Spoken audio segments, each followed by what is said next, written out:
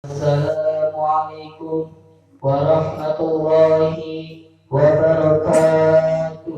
Waalaikumsalam warahmatullahi wabarakatuh. Bismillahirrahmanirrahim. Alhamdulillahi sholatu wassalam alaika wal ali ya khairal anam. Rabbun karim wa azadu khulqin alim. فاشفع لنا عند الكريم. يا أيها الخاص سلام الله عليك ربي بإذن الله وانظر إلي سيدي بنظرة موصلة للحضرة العالية. أما بعد. Hal tangis di dalam mujahadah. Menangis adalah merupakan gejala dari fenomena psikologis dalam kurung peristiwa kejiwaan. Setiap manusia pasti pernah menangis, baik ketika bayi, ketika masa kanak-kanak, ketika menjadi remaja, ketika sudah menjadi dewasa, atau orang tua bahkan sudah nenek pun bisa menangis. Makhluk lain, jenis hewan dan tumbuh-tumbuhan, misalnya, belum pernah kita mendengar tangisannya, sekalipun sebenarnya mereka juga pernah menangis. Motivasi dorongan menangis itu bisa terjadi dari berbagai macam sebab.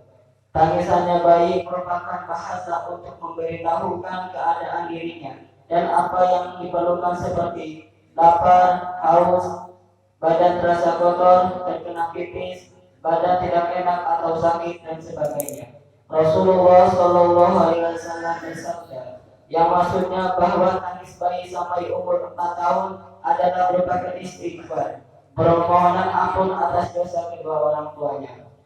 Orang yang susah karena mengalami musibah atau penderitaan yang berat seperti sakit, kematian sanak famili, kehilangan kekasih, kehilangan harta benda dan sebagainya juga bisa menangis. Orang yang terlalu senang dan gembira juga bisa menangis. Terlalu takut kepada sesuatu juga bisa menangis. Pokoknya menangis bisa selalu terjadi dalam situasi dan kondisi yang bermacam-macam. Selama pikiran masih normal, sebaliknya orang gila tidak bisa menangis. Kalaupun kedengarannya suara dia menangis, tapi tidak keluar air mata. Jadi tidak seperti tangisannya orang yang masih normal pikirannya. Mungkin tangis yang dibuat-buat atau berpura-pura menangis.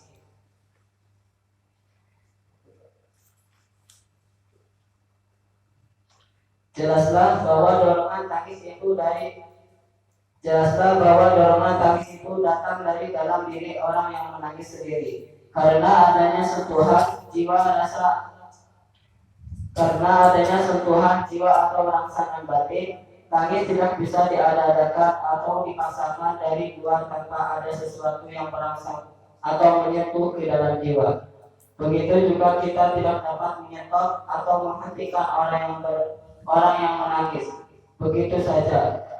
Bagaimanapun usaha kita, dengan kekerasan sekalipun, kita tidak dapat menahan seseorang jangan menangis atau supaya menghentikan tangisannya.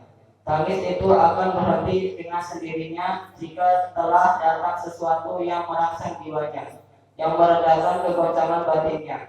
Usaha menahan tangis dari luar diri dalam orang yang sedang menangis hanya sekedar membantu proses datangnya sesuatu yang menenangkan kegoncangan jiwa tadi. Jadi juga ada manfaatnya dan memang harus diusahakan oleh orang-orang yang ada di sekelilingnya. Di dalam mujahadah wahidiyah banyak kita jumpai dan bahkan sering kita sendiri mengalami menangis. Pada saat menangis sering kita tidak ketahui sebab-sebabnya. Tahu-tahu menangis begitu saja tanpa ada sebab-sebab. Tetapi pada suatu tempo kita mencoba mengusahakan dan memaksa diri untuk menangis, toh juga tidak berhasil. Walaupun keadaan mujahadah. Begitu juga pernah terjadi bahwa pada suatu tempo ketika bermujahadah kita tidak bisa menguasai diri dari tangis. Jika tidak mampu mengendalikannya, sabar tercetus, juara cerita atau keras.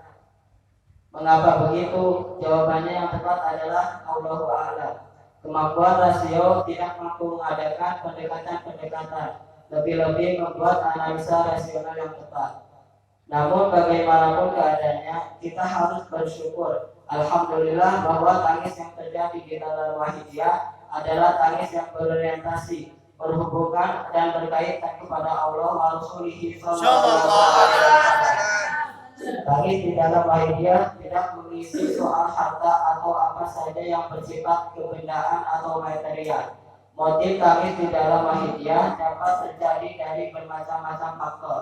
Antara lain, tangis karena ada sentuhan jiwa yang halus sehingga merasa penuh berlumuran dosa, penuh perbuatan kedoliman, merugikan orang lain, masyarakat dan sebagainya. Merasa berdosa kepada Allah Ta'ala wa Rasulihi sallallahu alaihi wasallam, berdosa terhadap orang tua, terhadap anak dan keluarga, terhadap guru, terhadap pemimpin, terhadap bangsa dan negara, terhadap perjuangan kesadaran fakiru ilallah wa Rasulihi sallallahu alaihi wasallam, terhadap makhluk di lingkungan hidupnya dan sebagainya. Begitu pula karena sentuhan batin berupa sauk dan mahabbah, rindu dan cinta kepada Allah Subhanahu wa taala dan kepada junjungan kita Nabi Agung Muhammad sallallahu alaihi wasallam. Tangis karena melihat keagungan Allah Subhanahu wa taala, melihat sifat jamal dan kamal Allah Subhanahu wa taala, terenyuh atau tergores hatinya melihat kasih sayang dan jasa serta pengorbanan junjungan kita Rasulullah SAW kepada para umat terhadap dirinya yang menangis, terutama tangis yang ada hubungan dengan Allah Subhanahu wa taala adalah tangis yang dilakukan oleh nabi-nabi mulai Nabi Adam alaihissalam sampai junjungan kita baginda Nabi besar Muhammad SAW. Nabi Adam alaihissalam setelah dikeluarkan dari surga menangis selama 100 tahun non-stop. Menangis karena meratapi dosanya kepada Allah Subhanahu wa taala, yaitu pelanggaran atas larangannya agar tidak mendekati waktu di surga. Menangisnya untuk bertaubat dan memohon ampun kepada Allah Subhanahu wa taala. Mari kita renungkan untuk diri kita. Itu Nabi Adam. Pertama, beliau adalah seorang nabi, dan kedua, beliau hanya melakukan kesalahan 1 kali saja di surga. Beliau menangis 100 tahun non-stop. Sedangkan kita berbuat dosa tidak hanya 1, 2, 3 kali, melainkan berpuluh, beratus, beberapa ribu kali, bahkan tidak dapat dihitung. Namun beberapa lama kita menangis meratapi dosa, bertobat memohon maghfirah Allah Subhanahu wa taala. Mari kita akui dengan jujur, dan mari sekarang kita juga bertobat memohon ampun kepada Allah Subhanahu wa taala. Al-Fatihah. Alhamdulillahirabbil alamin arrahmanir rahim maliki yaumiddin. Wabillahi taufiq wal hidayah wa min Rasulillah sallallahu alaihi wasallam asyafa'ah wa tarbiyah wa min khusi hadasaman an-nadrah wal barakah. Assalamualaikum warahmatullahi wabarakatuh.